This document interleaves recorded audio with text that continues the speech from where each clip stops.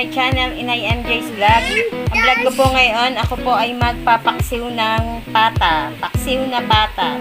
Ito po ang mga ingredients. Pata, siling berde, bulaklak ng saging, pamintang buo, patis, sukang dato puti, at saka sibuyas.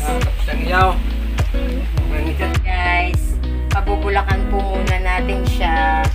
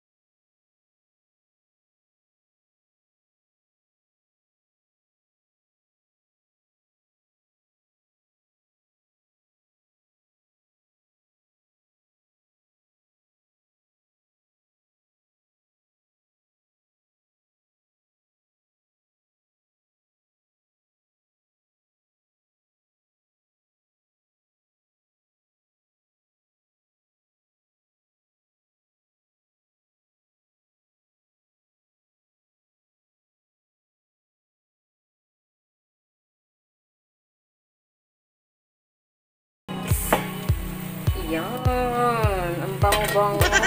Ang bango-bango ng pata ko. Ilagay ito ang silikon.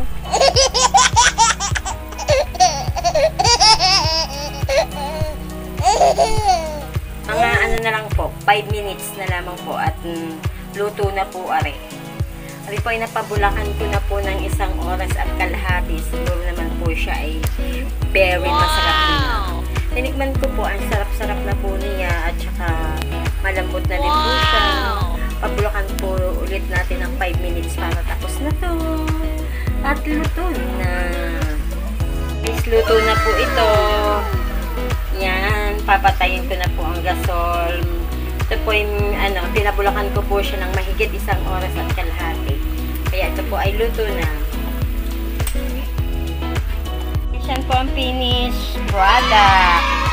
Thank you guys for watching. Don't forget to subscribe, click the like and share, and click the bell button para po ma-notified po kayo sa mga gagawin ko pang video. Power of Attorney! Inay! Thank you! Bye-bye! Paksiw na pata!